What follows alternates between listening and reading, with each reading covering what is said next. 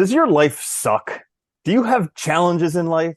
Do you sometimes wish life was just easier? Well, you're in luck because today's episode we are talking about stoicism for mental toughness and overcoming life's challenges. This is the Existential Stoic podcast. One of those I'm Randy. titles. That's Danny. So, Danny, do you ever wish What's up, life was Randy? a little bit easier? Yeah, it's funny. Yes, I think we all do all the time, and like I think a lot of us. It's funny. I was just talking literally this morning to my class about this. Like we all have like this idea of like happiness, and it's like really just like never having problems again.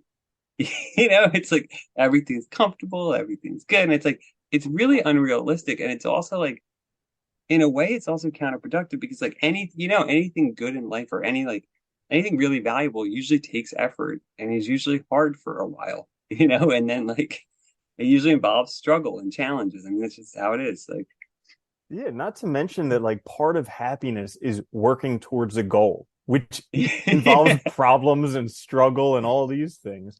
Yeah, it's crazy how we have this concept that like happily ever after. I think it's Disney's yeah, fault, clearly. Then like yes, it's totally their fault. Yeah, it is true clearly though, right? That's another good one where it's like, yeah, like you meet this person and everything's good forever. Like happily the ever after. end. I know that's what they all think. They put on the glass slipper and then happily ever after. But like that's when the problems begin. Like the solution to one problem is just the beginning of another problem. And it's like I was this book that I read, Loving What Is, like it wasn't until I read that I understood that like almost all the mental struggle that we have and suffering and everything just comes down to arguing with reality, like arguing with what Yeah. is. And it's an argument you're never gonna win ever. Well, I think you're right though. I think it's like it's having misconceptions about reality or having like, you know, representing reality in a fictitious or false way, and then just like not accepting the fact of reality, right?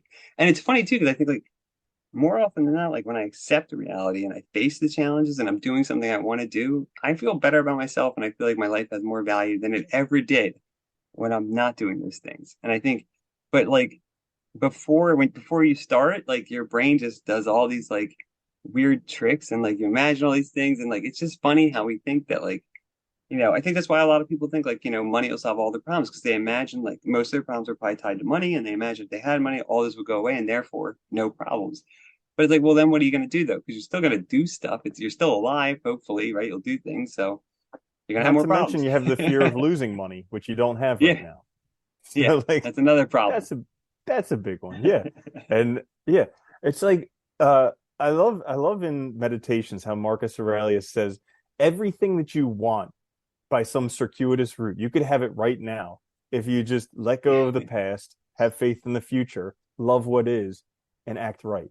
And it's just like it's the craziest thing because all of this struggle and suffering, we're trying to change the past or we're trying to make the future work, even though it's not here today. There's very little influence we Yeah. have over it.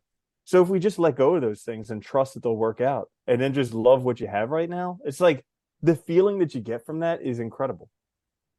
No, it is. I think the other thing that goes with that too is like, the Stoic idea that like of recognizing what's in your control and recognizing the power you have to act and to like control how you think and your response to things. I think that idea I've been thinking about that a lot recently because like been working hard on a lot of different things and like it is really amazing how we can actually just decide how we're going to feel about something and respond to it if we think about it for more than like a minute and don't just like let our emotions go. Because I think I was telling you before we started, like this weekend I was working on something different and new and it was really challenging and I was trying to do it as fast as I could and like the one night I had worked on it for like 12 hours that day. I was definitely tired, definitely a little burnout, and like things weren't making any sense anymore. But like, I was like, oh, I maybe I can't do this and all, but I was like, you know what? I was like, let me just go to sleep. I'll look at it again in the morning. And then I woke up in the morning, I solved that one problem I was working on, and then it like re-energized me. But I realized like it was at that moment that I was like, I'm tired. I'm probably overdid it today. So I'm probably spent and any more of this is not going to go well. It's like I think just like realizing like we forget, like we think the world dictates how we feel rather than like we dictate how we feel. It's really interesting. Yeah. And it's during those times when you're tired or you're hungry or you're in Yeah, pain, that's when like when life seems terrible and you just need somebody to come, like it would be nice if there was another one of you just waiting for those moments. So it could be like, hey, you're just tired. Like, get Yeah. some sleep. But it's like during those times, you're like, my life is terrible. How is this ever going to work out? I'm never going to make. And it's just like you go on this whole rant about how terrible life is when really you just need to go to sleep. It is funny too, because it changes so fast though. It's like we are like I was wondering, I don't know why I was thinking that today, but I was thinking like I was wondering like I feel like sometimes it's like all these mechanisms we had for survival that worked a long time ago, like are just mess us up now really bad. Because like, Mm-hmm. like being afraid of things and like imagine like our imaginations and stuff. Because like there was a lot of stuff that could kill us, back in the day. But now it's like not so much. And so instead we like channel that energy into like making every little thing hard that doesn't need to be hard. Or like, you know, Mm-hmm. we sign up for things and then we expect them to be a piece of cake, go to school and you expect it to be super easy. Like, it's just like funny. Like that one thing, like it's another, what was that saying? It was It's a another, cold, dark oh, night on the yeah, side of Everest. Dude, yeah, yeah. so true. So It true. is, right? It's like you Yeah. sign up for this stuff, you don't expect it. If it was easy, it wouldn't be valuable, and you wouldn't really be learning anything or like bettering yourself too. Because I think that's the other thing. Like so many, I mean, the Stoics say, I mean, so many philosophers, the existentialists, that like we really grow the most when we face these challenges in life and overcome them because we show ourselves that we can do it, and we also definitely learn things in those moments that are important and valuable. But like if we don't Mm-hmm. have any of those moments, we just stay the same person throughout, right? And Yeah. yeah. Yeah. Well, it's like we do these things because we want some result. So like at the moment in the present, we're uncomfortable, we're dissatisfied, whatever it is, that urges us to want to do something different because we think that when we do that, we'll get some result. We have this goal. When we get that goal, we'll have some result, we'll feel good. And it's like what Marcus Aurelius was saying. Okay, so fine, go after that. Have faith in the future, trust that it'll happen, but also just right now, just focus on being happy. Because Yeah. if like the normal thing with goals is you set your happiness contingent on you achieving that. So like you're dissatisfied right now. You're like, if I lose 10 pounds, then I'll be happy. Okay, so Yeah. automatically you're dissatisfied now because you're like, well, I still have this 10 pounds. I'm not happy now. Then you get that. And once you get the goal, you have no direction after that. So then you're dissatisfied again. Whereas if you're just like, okay, fine, I'm going to work towards that, but also I'm just going to have faith in the future that that'll work out. I'm going to let go of the past, stop criticizing myself for getting myself to this spot, and then I'm just going to focus on what I have. Okay, cool. I have a sweet gym membership. Like, that's pretty awesome. And you know Yeah. what? I got this awesome scale that I can use to weigh myself. Fantastic. And so, like, all these things, if we just focus Yeah. on what we love in the present, what's good in the present, it basically solves all of our problems that we're trying to go this whole like massive circuitous route to get to. No, it is true though. I think like, recognizing, I don't know, I've been telling myself a lot recently. Like, I'm very thankful that I'm in a position where I have the opportunity to like learn new things so I can do what I want to do and change into the career that I want. Like that's awesome. Like that I have, the ability to learn these things on my own and all these, there's so many things you can be happy about now. And I think that is the trick, right? It's finding happiness in the journey, not the destination. Because the destination you don't know. You don't know if you'll reach it. You don't know if it'll change. You don't know anything about that. And like you said too, I think, we make this mistake of tying happiness to conditional outside factors that don't really have anything to do with our happiness at the end of the day. And it's like, it is. It's one of the trickiest things though, is like learning how to just be happy within the moment and just also like see what's good about like, you know, the things that I guess, well, finding that direction and wanting to actually go after these things, because like you said, if you have a goal, you have to do it. And sometimes that means committing like 100% in order to get there. Mm-hmm. So you better really want it because otherwise, all the things you're giving up when you make that choice, you're going to be upset about losing. And it's like, that balance is hard. So, so like having your happiness contingent on some goal is just such a flawed strategy because that Yeah. goal, 99.99999% of the time, is not achievable right now. So Yeah. like that almost guarantees your happiness is not available right now. Whereas like so it's great to have goals. Like if you don't have goals, and especially if you don't write them down, you're not going to achieve them. So like having goals is very, very important. And working towards them is a very important part of your happiness. But having your happiness dependent upon that is a flawed strategy. So like if you have a goal, ask yourself, can I achieve that goal today? Most of the time the answer is going to be no. Okay. Yeah. But then you can ask yourself, well, what can I achieve today? And that could be your goal, because then you're working on something that's achievable today. You can live one day at a time, and you can all of a sudden be happy with today, which is really all that we can ever do. Yeah. You know what I think helps a lot with that too is instead of I've been trying this recently and I've been having some mild success. So this is literally like anecdotal, I guess. But I, instead of phrasing it as goals, I'm gonna have this thing in 6 months or whatever. Instead, I've been trying to just find the course that I want to be on and make my goal to be on that course. Do you know what I mean? It's like trying to like I'll just use the example because we're learning programming, like trying to learn programming. Like I really wanted to do it. And so that's my course that I'm on. I'm happy I'm doing it. The end, I'm not positing an end result as long as I continue at it and keep doing it. Does that make sense? And I think it Dude, seems to work better because there's no final, like, there's no imaginary thing like I'm getting a certificate where it's the end, and I've crossed the finish line or something. Like, I know it'll go on and I hope it goes on a long time because I really enjoy it. So it's like, it makes it easier, I think, to just, deal with the everyday problems that you run into, learning new but things and stuff. that's a great point, because then those difficult days that you have where you're all upset because you didn't reach this level of mastery already, you're like, but wait, am I on course? Yeah. Okay. Pat myself on the back. Yeah, Cool. that's it, Go right? go to sleep. I'm tired. Well, not to mention too, though, it's like, I think because I also struggle with it. I'm sure, you probably do too. Like whenever I find something like a goal that I want, especially when it's like involves learning things, in the process of learning those things, I usually modify the goal anyway, because now I know more about the thing. So now I know more about what like I am attracted to about it or whatever, what interests me and stuff. And so, my goals are always plastic and flexible anyway. So why not just keep on course, stay on a course that's true to you, and then you're good. You don't have to worry about the other stuff. Hmm. Yeah, it's actually like a really important thing of figuring out the life that you want to live. Because like most people are just like, I want to be a billionaire. And it's like, Yeah. okay, great, magic. You're a billionaire. What are you going to do with 24 hours a day, 7 days a week, 365 days a year? Okay. You're going to be like most billionaires and just be miserable and try and be an even bigger billionaire so you can out billionaire every other billionaire. Is that what you're going to do? Or, or like, it kind of comes down to like, what would you do if your life, if anything was possible, and if you had all the time in the world, what would you do? And then just focus on doing that. Because like the money is an illusion.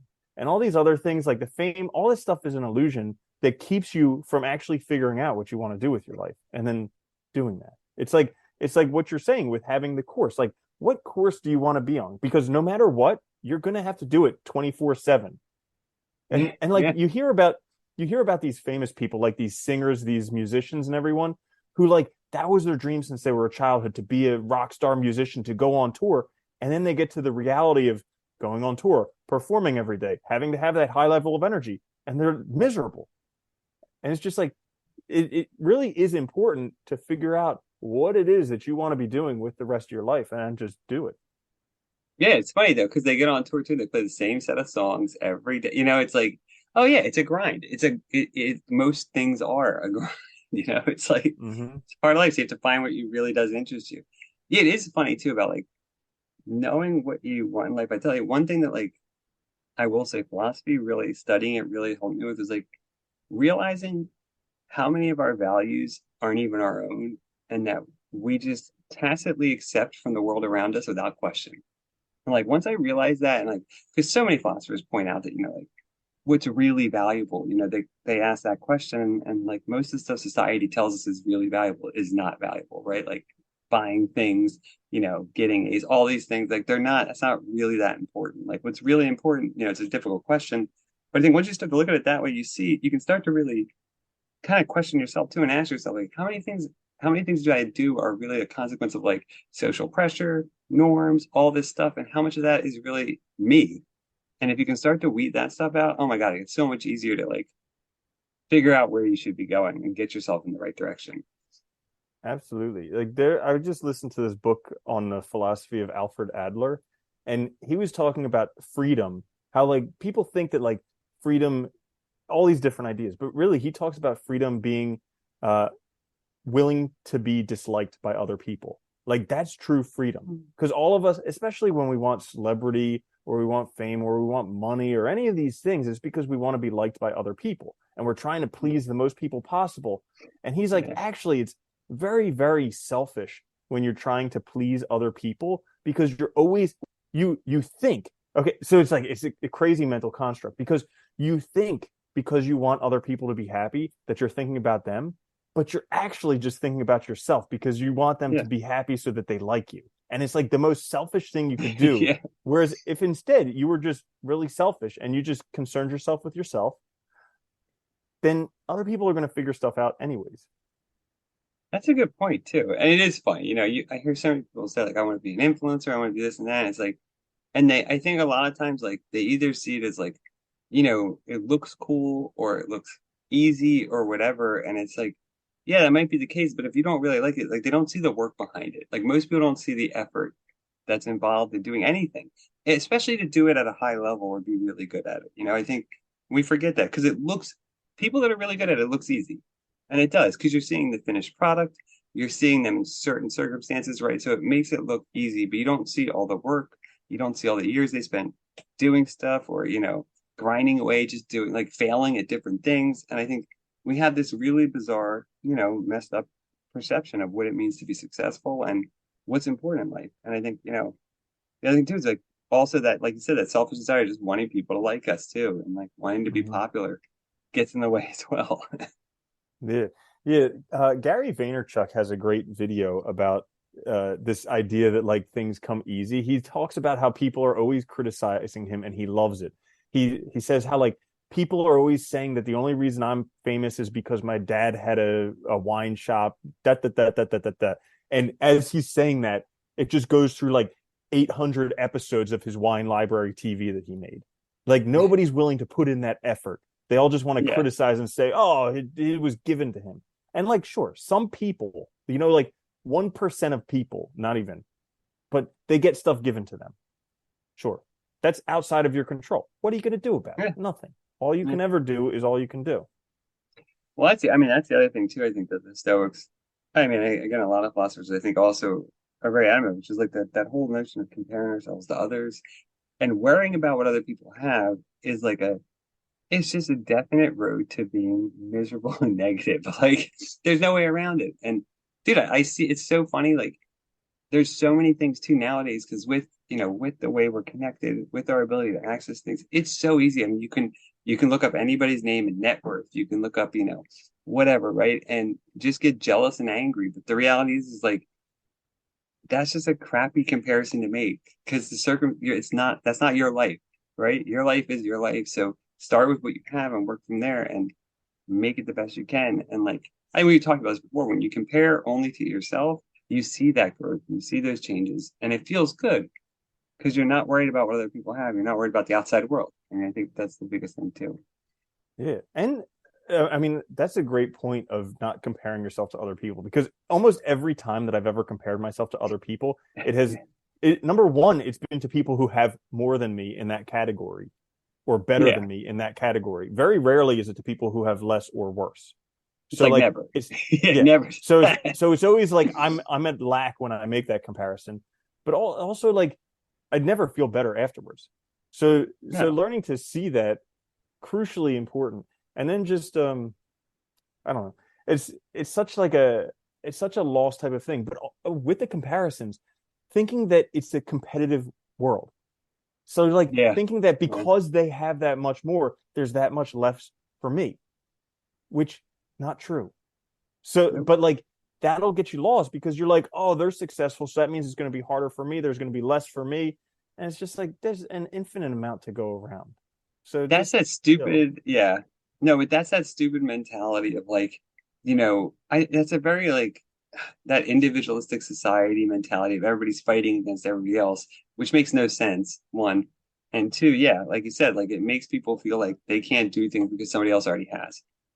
Well, that's totally not the case. You can do lots of, you know, I anything keep one seeing new person can people. do, another Yeah. person can do too. Yeah. Every time I go to the grocery store, I feel like I see a new kind of coffee roaster out. It's like they seem to all be making it just fine in a field where there's giants like Starbucks. So I mean, apparently it's Hmm. possible.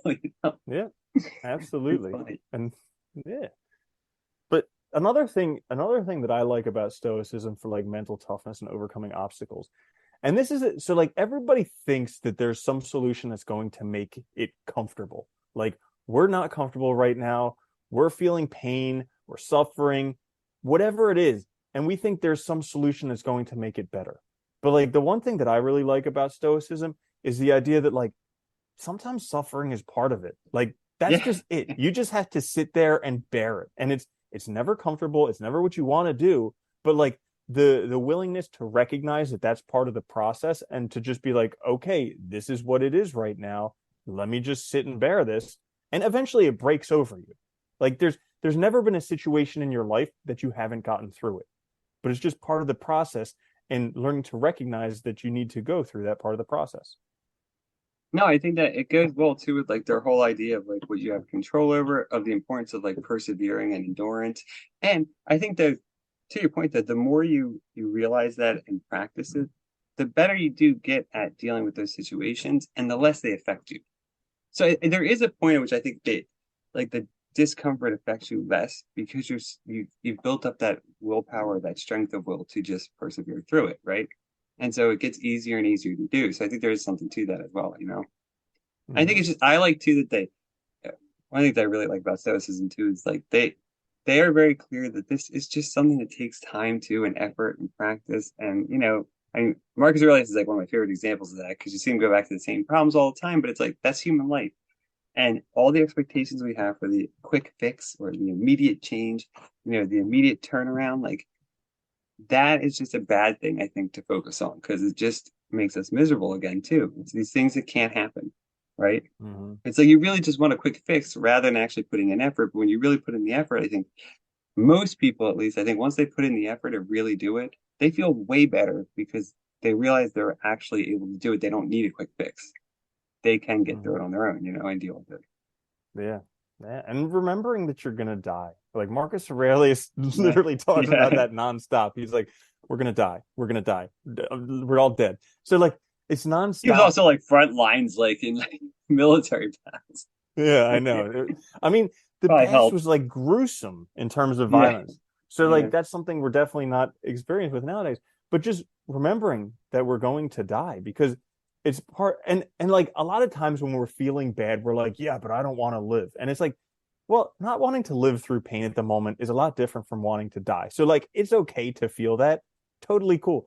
Yeah. But like reminding yourself that there's going to be a day where you're not living anymore. You're here for a brief period of time, whether that's, 20 years, 50 years, 100 years, whatever it is, brief period of time over the history of the universe. And you get to experience this for just a short period of time. And right now it sucks. That's what it is. But you can just get through this suckage because there's cycles. No matter what. I think comparing yourself with yourself, like you were talking about, is super important because that's one thing that I found definitely helpful recently when I felt down. Is when I felt down, I've looked at my life previous times when I felt down. And I look at them and I'm like, you know what? After every one of those, there was always an upswing. And Yeah. what are the chances that this time's going to be different? Yeah. Right. That's a good one. I like that too. It is helpful too. And also it kind of reminds you too of like times when it was even harder and you still got through it, right? That you can get through it again, you'll get through it again. And it's like it's just in the moment it's always so difficult. That's really the challenge, right? I think, it's so Mm-hmm. funny though, it really is. Remember we're gonna die is important too, because that's so helpful too to like also keep us from letting like letting ourselves hold ourselves back, being afraid of things. It's like when you remember you don't have that much time, like you can also it kind of helps motivate you to just start now so you don't regret it later, right? So you're not mad at yourself. So you did the things you wanted to do, and I think that's a way better, it's interesting too, because we're like our worst enemy, and all of us want is to like make the most we can of the time we have. It's really Mm-hmm. funny. Yeah, I like thinking about death for two reasons. So like on one side of it, I'm like, okay, I'm a dead man walking. Like I'm already dead. So like, what have I got to lose? That's the Yeah. one side I like of it. But the other side is something that he mentions a bit more explicitly. He says like, take a look at the things in your life that you like, and look at the best things among those, like the things that you like the most. And imagine if you didn't have those in your life, how much pain and suffering that would cost, how much work you would have to go in order to get that. And that, like, with the death part, I think about that as well. Cause like I look at the relationships in my life that I've developed, and like some of those are phenomenal. And I look at them and I'm super grateful for them. And I'm like, wow, that's like incredible. And even like some of the possessions that I may have, or some of the opportunities that I have, I'm like, that so easily right before I started thinking about that, I was taking them for granted. But it like gives Yeah. me that thing that, oh my goodness, this is actually something really important. And if it wasn't here, I would be working so hard to get that. Like, let's just stop for a moment and be grateful that it's here now. I think that's what people like. Philosophy gets a bad rap because I think what it does give us is it gives us perspective, and it teaches us, well, there's a lot of practical tools also built into it, but it also teaches just how to think about things differently also in a way I think that's very helpful, like when you are struggling, because it gives you a chance to like kind of just stop yourself, regroup, look at the situation a little clearer, and kind of assess it differently. Because most of the time it's not as bad as we think either. That's the other problem. But it's like if you let that imagination and your emotions dictate it, it'll just keep getting worse. The world just keeps looking darker and darker and more dire and dangerous. But once you kind of regroup and see it clearly, you're like, oh yeah, wait, it's not like that. That's me changing it that way. It's like it's funny, but it's true. Like, it's like if I listen to the news every day, I start to see the world in a way more negative light than if I just don't listen to it at all. And it's yes, it's like it is what it is, but like I think because part of that is because they're trying to get you to stay tuned in, and part of the way they do that is to get your emotions riled up, which makes you mad and angry and makes you see the world like more negatively. I think that's all there is to it. It's Mm-hmm. and once you realize that, you don't have to engage with it anymore. Yeah. Yeah, it's crazy how poorly equipped we are for the modern world. Like humans or their equivalents have been around for 10,000 or 100,000 years, something like that. And so like that's a large amount of time. But like this whole information overload is really only the past 100 years. And Dude, so really, like, like the past 22, when you look at like internet, cell phones, and that stuff, which has made it like exponentially like more crazy. You know? yeah, so like thinking that we have the capability to handle that is kind of unreasonable. And so just distancing ourselves from it, or even just thinking like, okay, 100 years ago, would I have had to deal with this? Like everybody's like, you need to stay up to date on current affairs. Like you need to know what's Yeah, going on in the world. And I'm like, okay, fine. 100 years ago, what would I have needed to know? I'll be like, I could pick up a newspaper once a month and be pretty good. That's it. yeah, that's pretty much it. And like, and because more often than not, especially back then, right, what you needed to know is what was directly in your community around you. And that's still pretty much true today. That's the Mhm. most important stuff you need to know is what's happening that directly affects you. Because that's going to impact you the most, and that's going to like also change your quality of life the most. Not to mention, also look at what you're missing out on. So, like, think back 100 plus years ago, people were very in tune with nature. Like, they knew the changing of the seasons. They could tell when a storm was going to happen. Like, they knew all types of things that now we're completely oblivious to because we live inside of boxes, inside of other boxes, inside of other Yeah, boxes, like, completely distant from nature. So, like, recognizing how you can reconnect with that, because I think, we forget that we're a part of nature, yeah, essentially. yeah. No, we do it all the time. It's like because you can go through your whole day without ever stepping foot in like anything natural. It's amazing. And at the Mhm. same time, it can be real. I think it is. It's probably harmful for us because we are animals. Like we should get some sun. We should go out in the world. That's Hmm. true. It's a good point. Yeah. Yeah. So anything else you want to touch on Stoicism and, everything I else? would just say too, like if you have the opportunity and you ever look at the Stoics or read their stuff and just remember like it takes work and it's something it's human life. We should like don't make it more than it is, but also recognize that like you have the power to make your life what you want. You just have to make those choices. And it's really Hmm. about being proactive and active in your life and intentional and not looking at yourself as a victim or as somebody that things just happen to. Realize that you do have control over your person and stuff and start acting like it. Yeah. That's a great point. that like sphere of influence or control. And then what I would just add is like, so like a lot of people nowadays, Stoicism is very popular. It's like Yeah. and so we're looking at, there are a lot of great modern Stoics, like people who are interpreting the Stoics Yeah. of Oh, yeah. bygone ages. But also, I would just say, like, listen to the Meditations by Marcus Aurelius on YouTube. It's a free audiobook. You listen to it double speed, takes like 2 hours to do. So, like, while you're driving, you could just listen to it and just like recognize the wisdom of 2000 years ago, how applicable it is today, and realize that he was struggling with the same problems. Like, I think that's one of the best ways to actually learn Stoicism is just kind of expose Yeah. yourself to it. Because I know for me personally, there was such a big hurdle to reading philosophy. Like, even though I minored in philosophy, there was such a big hurdle to it because these were difficult books. And it was just like, it was, Yeah. but nowadays it's a lot easier because I don't need to sit down with a difficult book that's like I need to think about and everything. I can just put it on in the background while I'm doing something else. And eventually it gets downloaded. Yeah, yeah, it's true. And it, and whether you do, whether you listen to it or whether you read it, I think you're right. Like one of the things I love about philosophy is like you get to see that like we have been struggling with the same problems in our lives. And you get to read or listen to like works by people who spent their whole lives thinking about it and thinking of like these problems in different ways, from different perspectives, how to maybe overcome them, what you can do to deal with it, like what really matters. I mean, they really do address like they might not answer the questions in a way that's perfect for you, but it gets you started. And once you're started on that path, I think you can't help but think more about it, and it just makes it better because it gives you more resources to use to like deal with the world around you, you know? Mm-hmm. And yet we're still struggling with it because when that knowledge that we have is necessary, we're emotionally God. like gone. Yep. Yep. Yeah, it really So, is. Yeah, we really are like emotional animals that occasionally are rational. It is really absolutely. funny. Yeah, it's Absolutely. crazy. Absolutely. It's like So I constantly wonder whether there's going to be a point when like you get past it completely. I don't think there is. I don't think we will, not in Yeah. our No. lifetimes. But it's kind of just like learning to flow with that because clearly, like Yeah. if we're designed that way, it was intentional. So like we're supposed to be this way where we're emotional.